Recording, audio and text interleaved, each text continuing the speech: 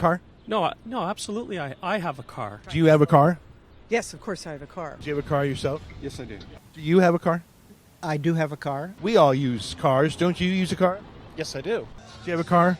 I have a car, and I know where this is going. So on Sunday, I went to a big protest here in Toronto. Now, the summertime in Toronto is great for protests. It's really a way for a lot of people on the left to have a sense of community. I mean, they don't go to church anymore, which might have been a Sunday activity, and a lot of these folks don't have kids. They don't go to kids' sports activities. So what do you do on a nice summer day? Well, you go to a protest.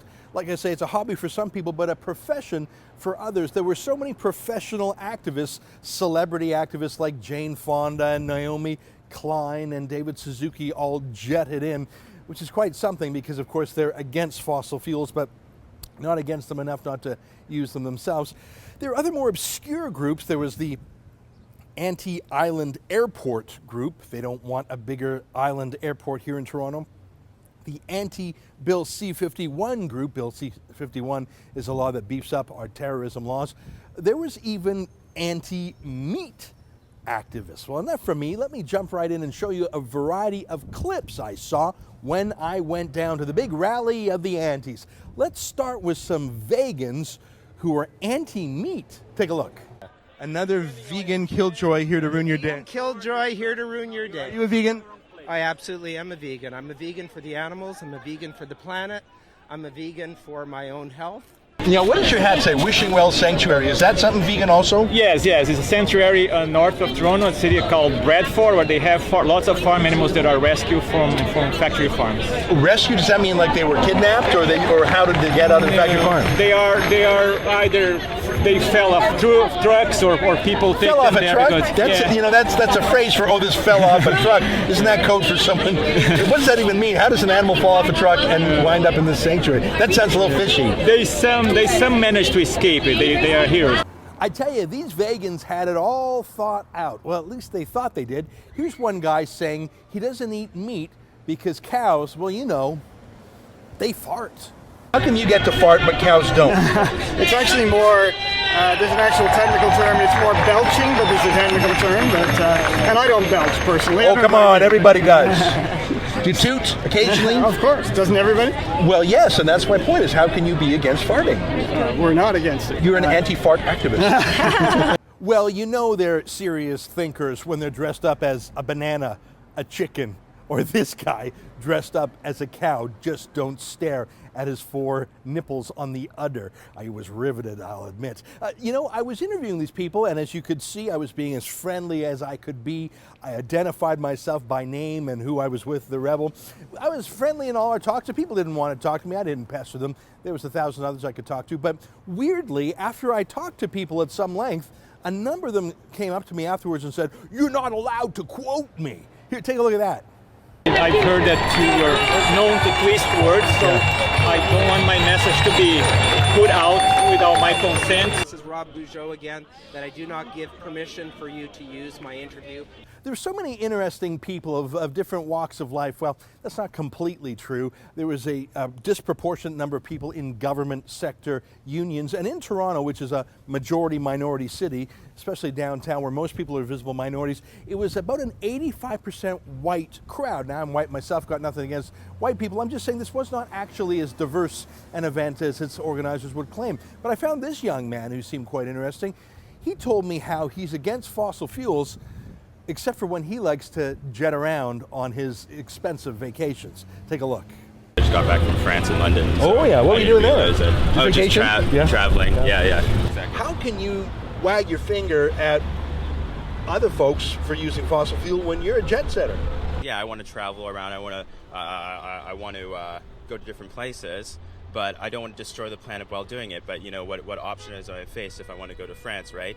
Hey, he's just like me. He doesn't want to inconvenience himself because of some abstract notion that the globe is warming. He obviously doesn't believe it's imminent enough that he has to actually change his lifestyle. Once a year, he'll show up and complain, and then the other 364 days, he'll jet around as he always wants to do.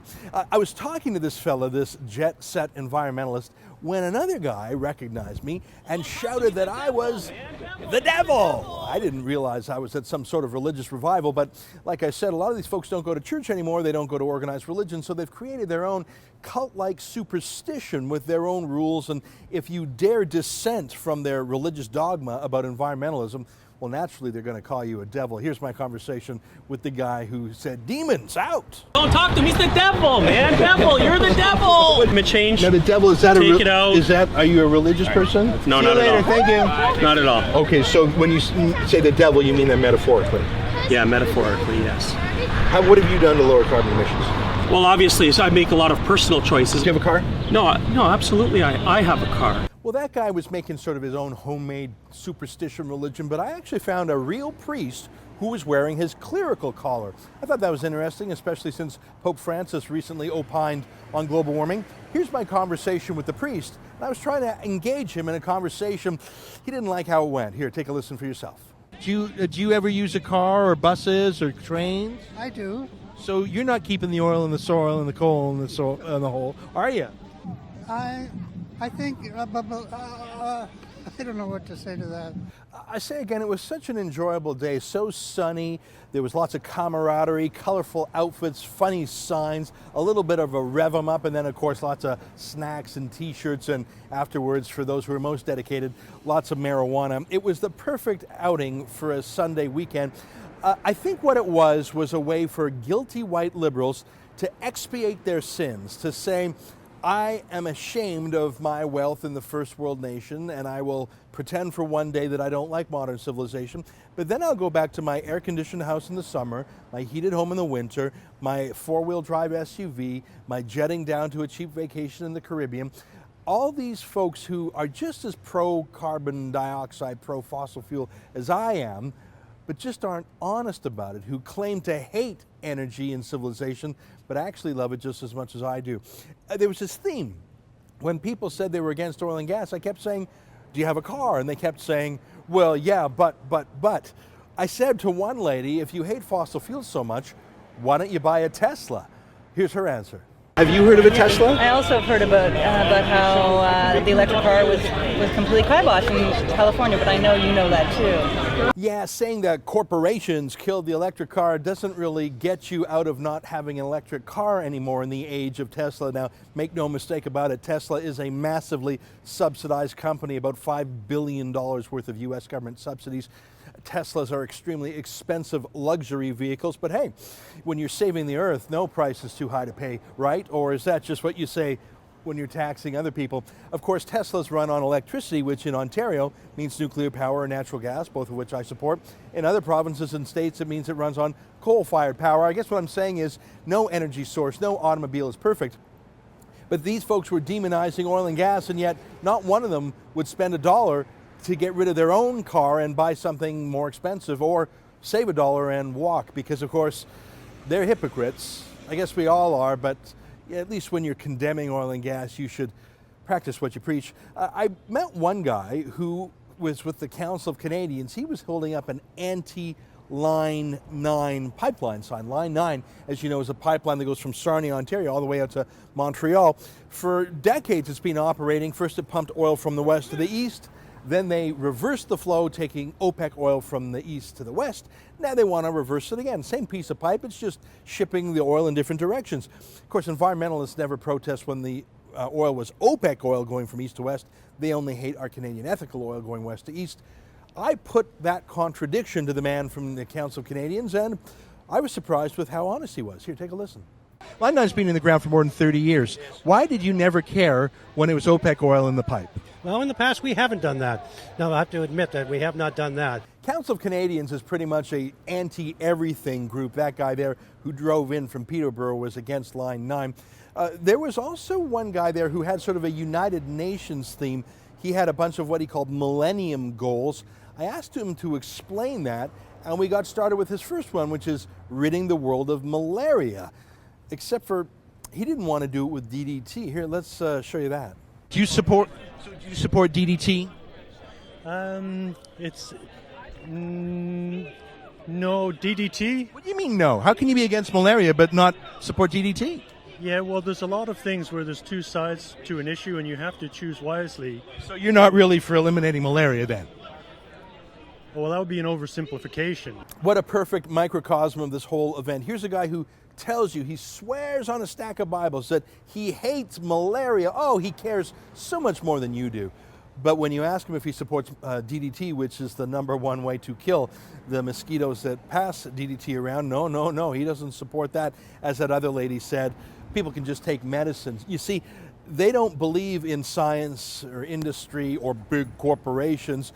They just want to tell you how much they care. They actually don't want to solve the problem, especially if it's people in the third world.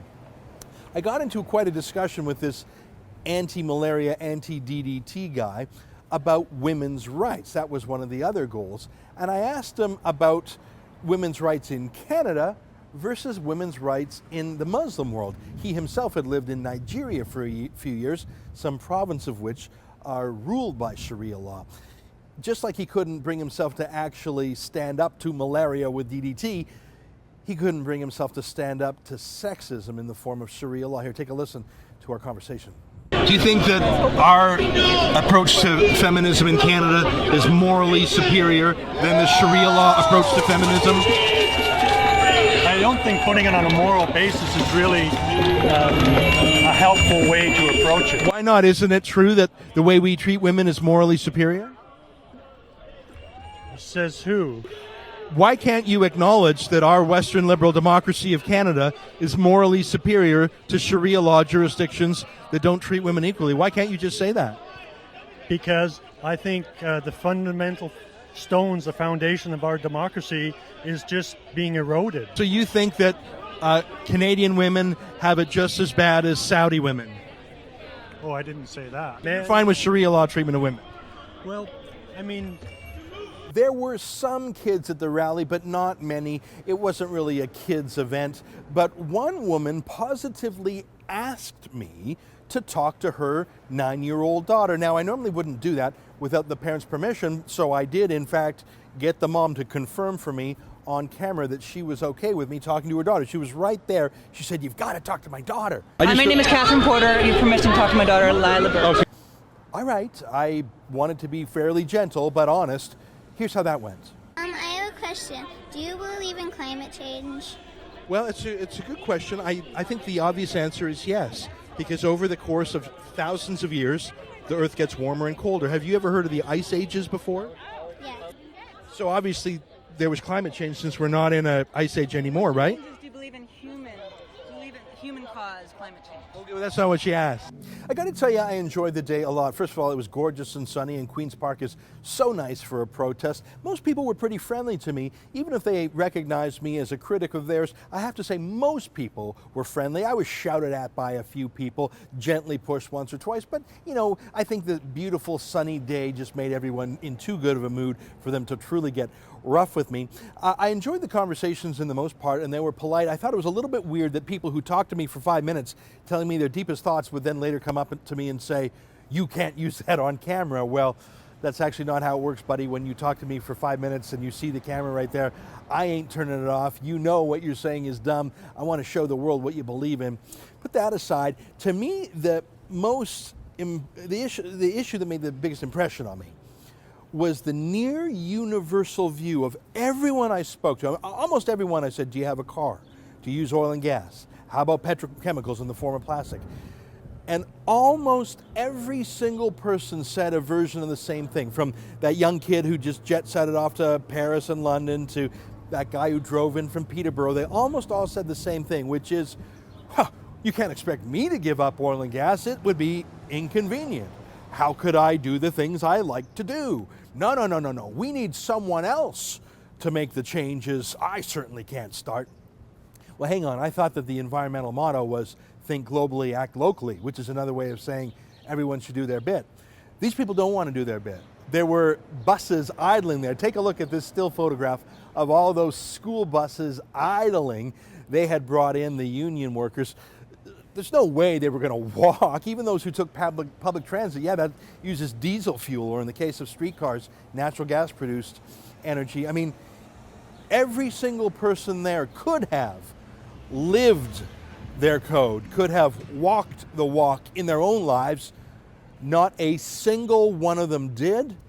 And when pressed on it, they either became irritable and grouchy and didn't want to talk anymore, or they said, it's not my responsibility, it's the government's responsibility. Yeah, these people actually don't care about the environment. They don't even believe in their own anti-oil propaganda.